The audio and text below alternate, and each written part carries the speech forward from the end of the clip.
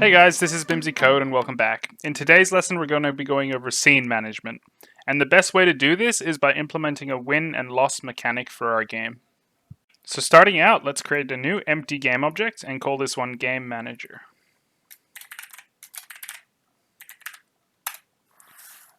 Next we want to also create a Game Manager script. So create C# script Game Manager and just drag that one onto the Game Manager game object.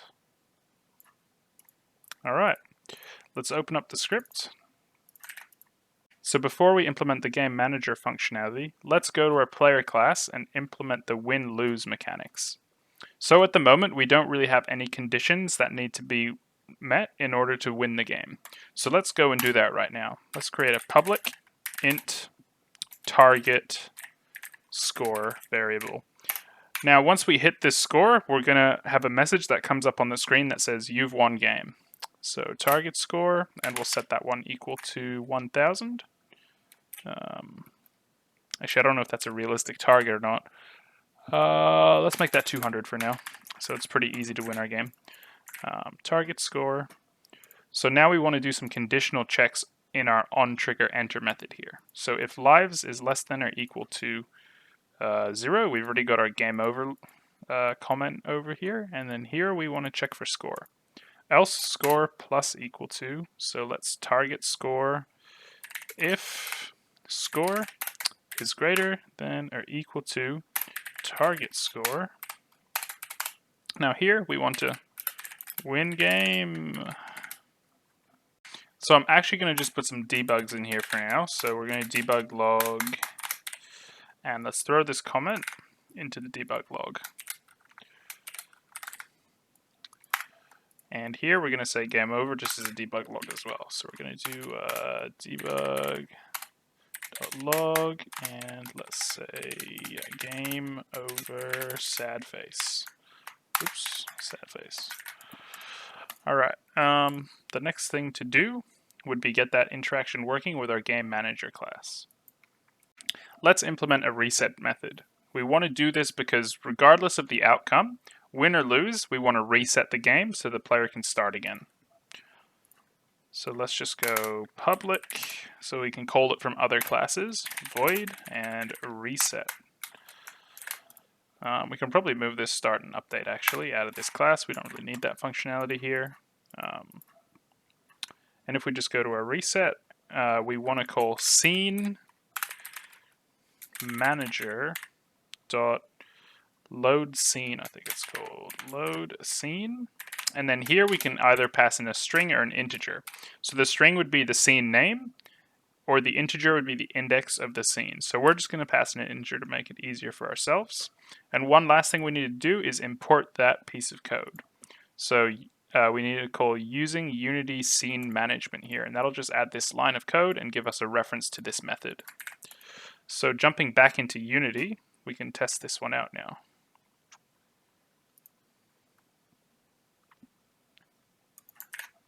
So we need to make sure that our current scene has been added to the build settings of our game. If it isn't, then the scene won't interact with the scene management classes as intended. So let's quickly check. Build settings, and we can see here that our sample scene in the scenes folder is actually added to the build settings.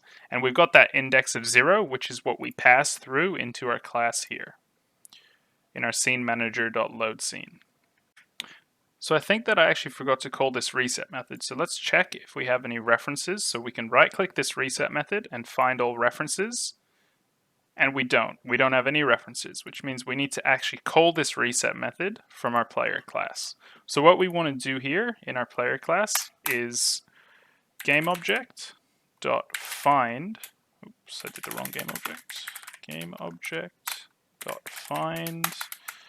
And now we can find with tag or find it based off the name. But we know the name of what we want to find is Game Manager. Make sure we spell that correctly. And then we want to get the component off of that Game Manager.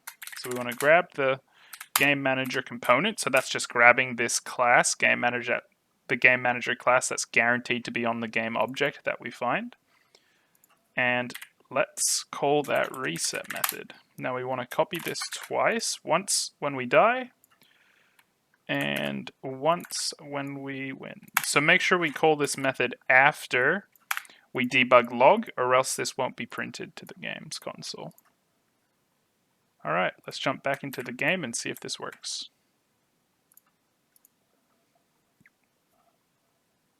So now testing our game, let's see if this works.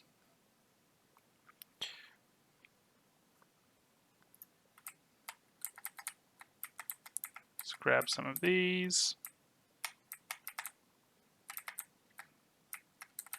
And we should lose. There we go. Our game resets. Now let's check the console quickly and see if we got the correct message. Game over. Perfect. That works as intended. So finally, I'd like to add some more implementation to our game manager class. So let's jump into our scripts and open up our game manager. Now what I want to do is add some ability to recognize when the escape key is pressed and then subsequently close out our game. So to do that, let's reintroduce that update method. Where is it? So let's just do a void update. There we go. And then what we want to do is we want to test for our escape key input. So let's look for that one. So if you remember from our previous lesson, we do input, and then we want to get key. So that'll test for if we are pressing the key down. And I think we have an enumerator called key codes. So keycode.escape will give us the correct input. Now this key code actually shows us all of the keys that we can use and look for on the keyboard. So it's pretty helpful for certain things. But jumping back to our game manager script, once this escape key is pressed, we then want to do an application.quit. Now we won't actually see this do anything if we're in our game, I believe, but let's add a debug there and a log, and let's say quit.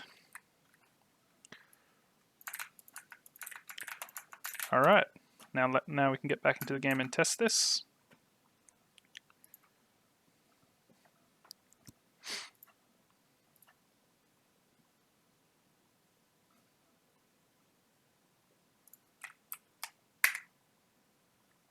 And let's check the console. We have our quit message displaying over here, so that works as intended. Now the reason we need this is because once we're releasing our final version of the game, there's no easy way to quit the application. So this just helps us in the future. That wraps up this lesson. Thanks for watching, and I'll see you in the next one.